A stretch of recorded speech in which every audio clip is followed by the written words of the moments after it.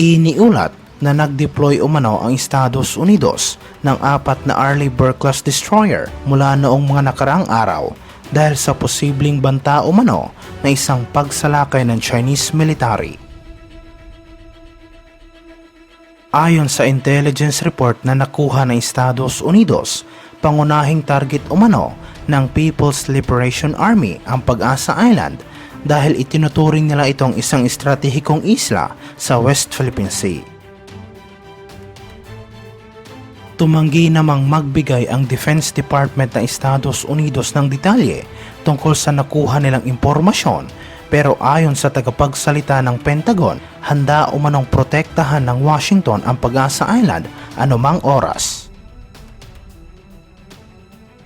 Sinabi naman ng ilang mga eksperto na mga barko ng US Navy ay magsisilbi umanong deterrence kung sakaling magdesisyon ang komunistang bansa na sakupin ang nasabing isla at magiging hadlang din ito sa mga ambisyon ng China.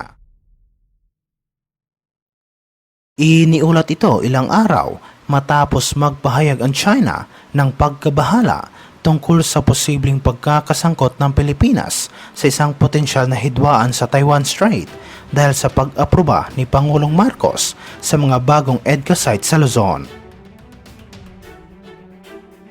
Sinabi ito ni Mao Ning, ang tagapagsalita ng Ministry of Foreign Affairs ng China, nang tanungin siya sa isang news conference na magkomento tungkol sa sinabi ni Department of National Defense Secretary na mga bagong EDCA sites ay para sa depensa ng teritoryo ng Pilipinas at ng buong rehiyon.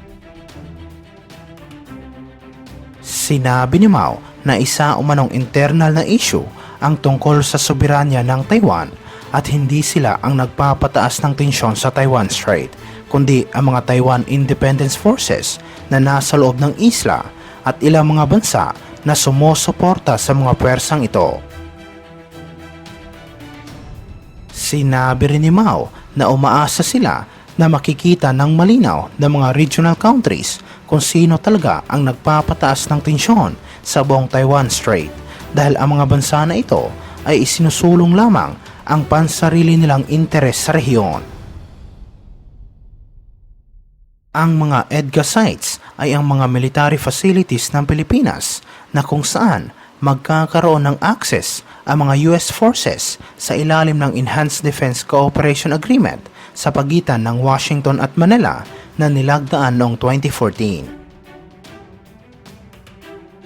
Ang dalawang panig ay nagkasundo na magtalaga ng 4 na bagong EDCA sites at 3 sa mga ito ay nasa hilagang bahagi ng Luzon. Ito ay ang Camp Melchor de la Cruz sa Isabela, Lalo Airport sa Cagayan at ang Camilo Ocias Naval Base na nasa Cagayan din.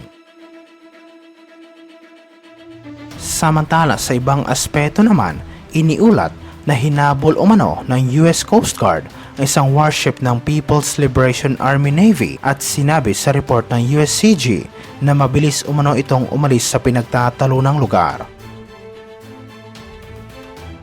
Ang US Coast Guard cutter Kimball ay dineploy upang magsagawa ng joint patrol kasama ang Philippine Coast Guard, ngunit namataan nito ang isang warship ng China kaya nilapitan ng USCG ang barko upang magsagawa ng obserbasyon.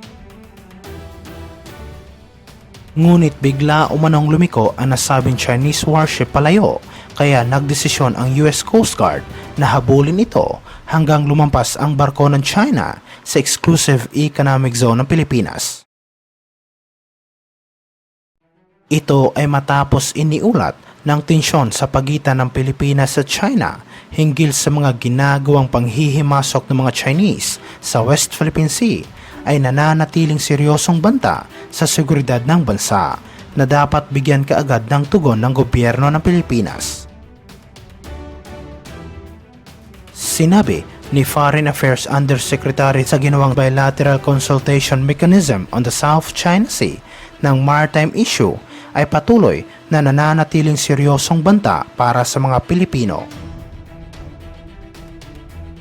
Idinagdag niya na pareho umanong nagkasundo ang gobyerno ng Pilipinas sa China na mga maritime issues ay dapat resolbahin sa pamamagitan ng diplomasya at dialogo at hindi sa pamamagitan ng pamimilit at pananakot.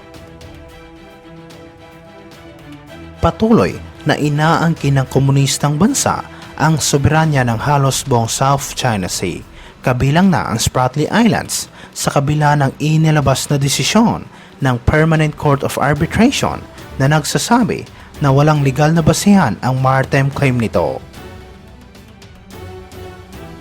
Sa nakalipas na dekada, winasak ng komunistang bansa ang libo-libong ektarya ng mga bahura sa West Philippine Sea upang magtayo ng mga artificial islands na kung saan ay mayroon na ngayong mga runway, pantalan at radar system.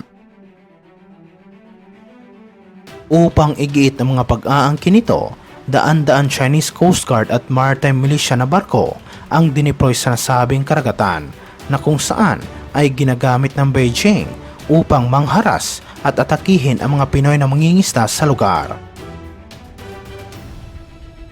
Nauna nang inamin ng Philippine Coast Guard na hindi lahat ng insidente ng iligal na panghihimasok ng mga Chinese sa Pilipinas ay naiulat sa publiko, kabilang ang kauna-unahang incident na kinasasangkutan ng BRP Habagat noong nakaraang taon.